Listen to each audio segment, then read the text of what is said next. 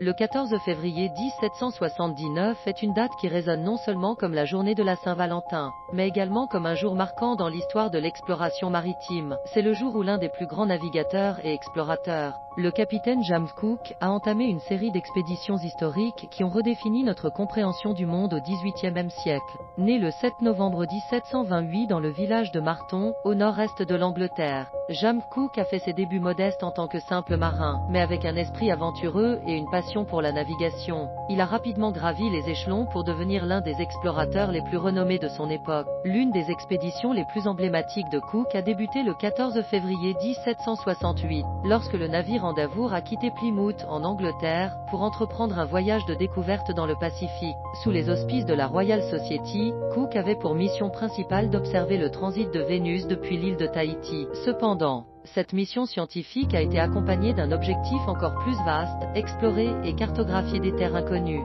Le périple de Cook à bord de l'Endeavour a été marqué par une série de découvertes et d'exploits remarquables. Après avoir observé avec succès le transit de Vénus, le voyage s'est poursuivi vers le sud, où Cook et son équipage ont navigué dans des eaux peu explorées. Ils ont découvert et cartographié de vastes étendues de terre, y compris la Nouvelle-Zélande, dont ils ont tracé les contours avec une précision sans précédent. Mais ce n'était là que le début des exploits de Cook. Après avoir achevé sa première expédition, il a entrepris 2 voyages supplémentaires qui ont étendu les frontières de la connaissance occidentale encore plus loin. Son deuxième voyage, commencé en 1772, l'a conduit à travers le Pacifique Sud, où il a découvert de nouvelles îles et confirmé l'existence du mythique continent australien. Le troisième et dernier voyage de Cook, entamé en 1776, l'a conduit à la recherche du passage du Nord-Ouest, une voie navigable hypothétique reliant l'océan Atlantique à l'océan Pacifique par le nord du continent américain. Bien qu'il n'ait pas réussi à trouver ce passage, Cook a cartographié la côte ouest de l'Amérique du Nord avec une précision remarquable,